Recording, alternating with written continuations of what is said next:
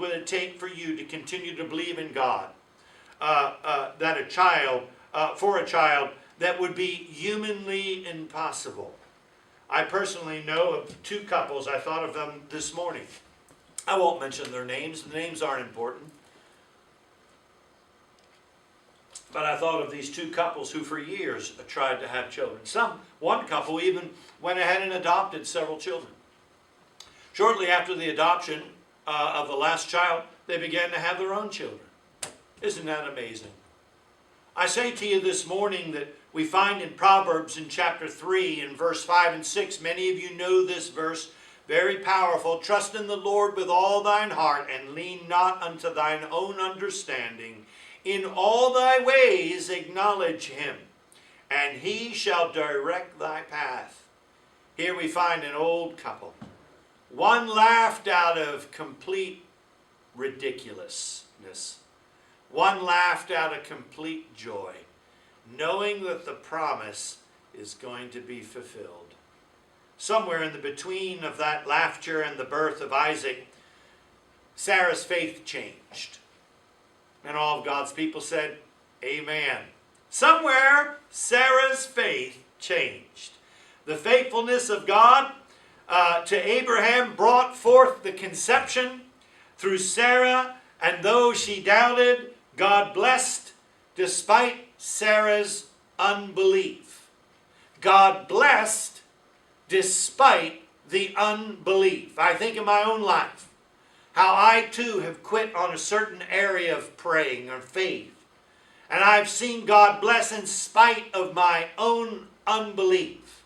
Then I think back on how the miraculous blessings of God have come into your lives and my family's lives and my own lives by holding the line of faith, regardless of what the situation on the outside looked like.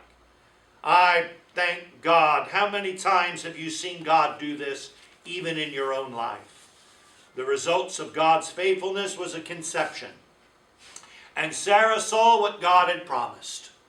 And she was fully able to perform even when it became physically impossible. God helped Sarah to restore her faith in him who was able to do the impossible. The faith of Sarah, who willingly left the valley of Ur of the Chaldeans with her husband, was gloriously restored to the point where she not only was recorded in Hebrews 11 for her faith, but also for her unbelief. Amazing. The reason for Sarah's mention in Hebrews is a great one. Here it is. Mark it down. Ready? When faith fails, it can be restored. When a relationship fails, it can be restored. I'm not saying every time. A lot has to do with the other person in that relationship. But I am saying that impossible as it may seem, one must believe and center your mind and center your hearts and center your thoughts and your virtue upon it. I say to you this morning, in addition to when faith fails, that it can be restored. Failure in faith is not the will of God, but neither is the end of the world. If you're out there this morning and you know what the Holy Spirit is putting on your heart right now, it's not the end of the world. I've said for 15 years now, off and on, through the opportunity of being your under shepherd, your pastor here at this church. One of the greatest things I love about my faith is I can pick myself up with God's grace and my truth, the truth to be able to confess and to be able to say what it is, and have God flush me and restore me and use me and fill me again with a dream, a hope, a faith that's required. Even though certain situations seems irreparable, impossible. In addition to rehearsing the grand truth of Sarah and her life this morning that I prayerfully have laid out for us to consider, allow me to point out some biblical illustrations. I've about 5 or 6, maybe 7 illustrations on where often faith fails. Let me give you the first one. Mark it down. Number one. Our faith sometimes falters when we get our eyes off the Lord and who He is.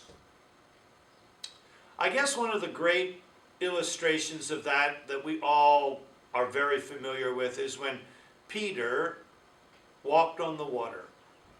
And I would take you to Matthew 14 in verse number 28 and through 31. Our faith sometimes falters when we get our eyes off the Lord and who He is.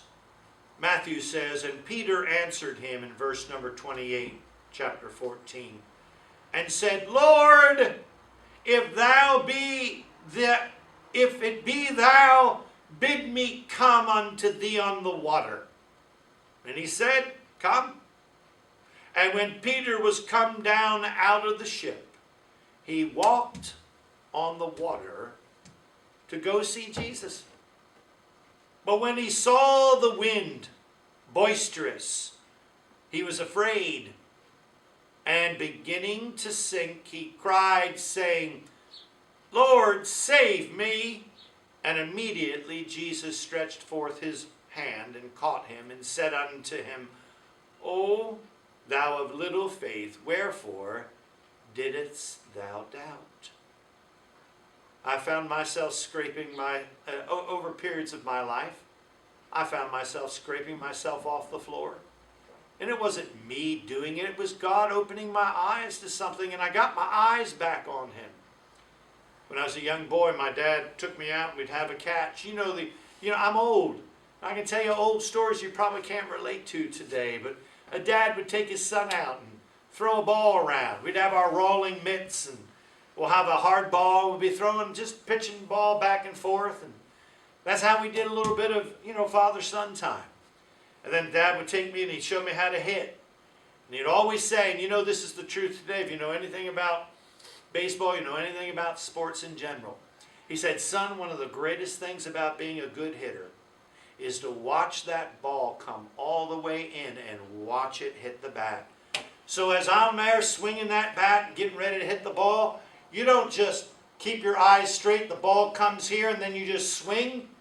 You put your eye on that ball all the way in, and you follow that ball as you swing, and you look at that bat, and you look at the ball at the same time it arrives. And man, you'll hit something. You'll hit something every time. Maybe a foul ball. It may be a home run. But I'll tell you, if you watch it all the way in, God's so good to us, isn't He? But sometimes our faith will waver. And I want you to know that one of the big reasons is because we take our eyes off of Him. And we don't meditate and we don't think about the greatness of who He is. Helen Lemmel. I know that name means nothing to you, but she actively supported Billy Sunday in the 20s here in America. In Billy Sunday's evangelical meetings that he would host. The big revivals across America and England. And she wrote a song, and the song is entitled, Turn Your Eyes Upon Jesus. In 1922, she wrote that song. And you've sung it here in this building. You sing it in your heart many times. The chorus goes like this. It says, Turn your eyes upon Jesus. Look into His wonderful face. And the things of earth will grow strangely dim in the light of His glory and grace. What you focus on is what you think on. And I just pray to you this morning that you'll understand that you have the great ability, like I have the great ability, like Sarah had the great ability, to have her faith restored. Keep your eyes on Jesus. Number 2, our faith sometimes falters when unfaithfulness grows in our lives. Our faith can falter when we become unfaithful in our lives. In John chapter number 20 and verse 27 through 29, then saith he to Thomas, the famous doubting Thomas. He had to see. He couldn't trust by faith. He had to see by sight. And it says, reach hither thy finger, and behold my hands, the Lord speaking, of course. And reach hither thy hand, and thrust it in my side. And be not faithless, but believing. And Thomas answered and said unto him, my Lord, he didn't do it. He didn't have to obey the Lord. He just saw the Lord, and all of a sudden it clicked. He got his eyes on the Lord. And what happened? It says, Jesus saith unto him, Thomas, because thou hast seen me, thou hast believed. But watch this, the rest, what he's about to say here, applies to all of us. He says, but blessed are they that have not seen and yet have believed. The minute you see an answered prayer, it no longer ceases to be required of faith. You see it. Faith is the evidence of things unseen. Sarah.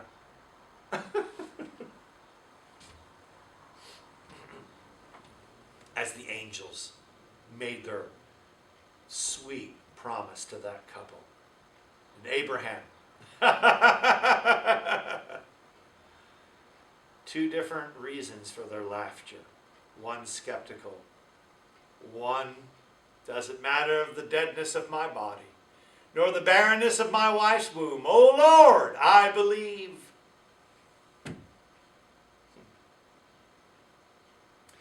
In this COVID-19 situation, which we've all been a part of now these last few 8 weeks, this quarantine, it has seriously impacted the mechanisms that God has put in place. We're social people.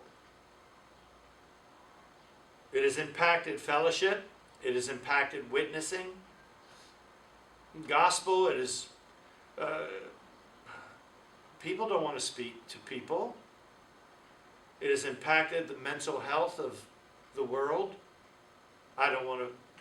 I looked at the numbers. They're just off the charts on what happens when people can't talk to people, mentally speaking. Hurtful things, suicide attempts, all kinds of strange, bizarre things.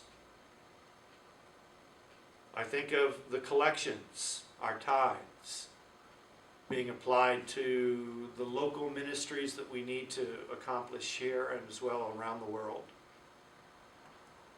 I think about the international outreach. Here we're reminded always when we're together about our missions. We read missions letters. How often have we thought about missions in the seclusion of our shelter in place? There's been a great impact now these last 8 weeks on our faith possibly faltering because of unfaithfulness. And the unfaithfulness is not due to our own selves. I say this morning, our faith sometimes falters when self-confidence arises. Number 3, sometimes our faith falters when our self-confidence, I like to rephrase self-confidence as Christ esteem. I mean, inside of us, we're to be a confident people, but not because of our own merits, of course, our own attributes, our own skill sets, or our youth, or our wisdom. It's more Christ esteem. And our faith falters when this Christ esteem is impacted.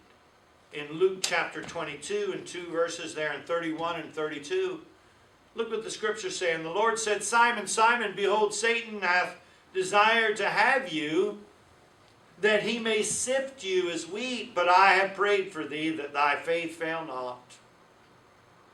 And when thou art converted, strengthen thy brethren. I have prayed for you, church. And I know you've prayed for me. In spiritually speaking, I sense it, I appreciate it, I need it. But brothers and sisters, these last 8 weeks, our prayer lives have been impacted by a self-imposed, not that we self-imposed it, by a governmental restriction on us being able to come to come out from among them and to assemble together in the ecclesia of the church. Sometimes our faith falters when our confidence arises, our self-confidence arises. The confidence ebbs and flows. It works in workplaces. Oh yeah, things are going great. Things are going great at work until one report or one project or something blows up, and all of a sudden, man, people are on you to get it done. Why did this happen? Why did that happen? Mercy, it's like, oh man, everything was going great. That's my world, by the way. I've just described my daily world. I mean, that's what I do. I handle problems in my world, in my job. And I say to you, it happens in relationships. Difference of priorities. I witnessed it this weekend in a situation.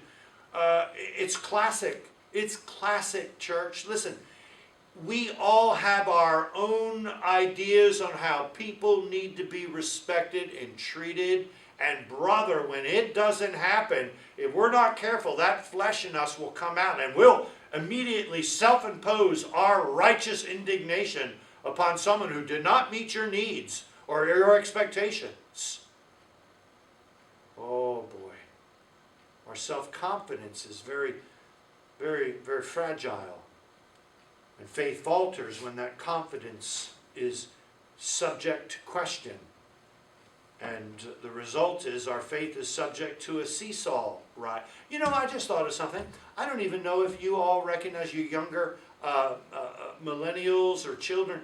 I don't even know if you know what a seesaw is.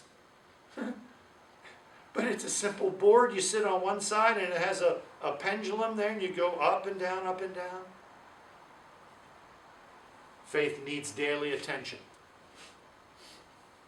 Just like you need food every day. It needs daily attention and feeding. It needs a course of discipline to ingest it in order to maintain that Christ esteem. Number 4, our faith sometimes falters when the storms of life are raging. Turn with me to Matthew, and we'll just have a few more. Matthew chapter number 8 in verse number 24. Let me read to you through 27. Our faith sometimes falters when the storms of life are raging. I personally know that there's some storms raging in our church with a few members. I pray for you and I pray for the person that's involved. And I need you to know that this is not your fault. It's not your fault. That's one of the sharpest arrows in the quiver of our enemy, devil. That devil will go ahead and lance you and launch a self-imposed guilt that doesn't even belong. It's not warranted. Oh, dear sister in the Lord, it's not your fault.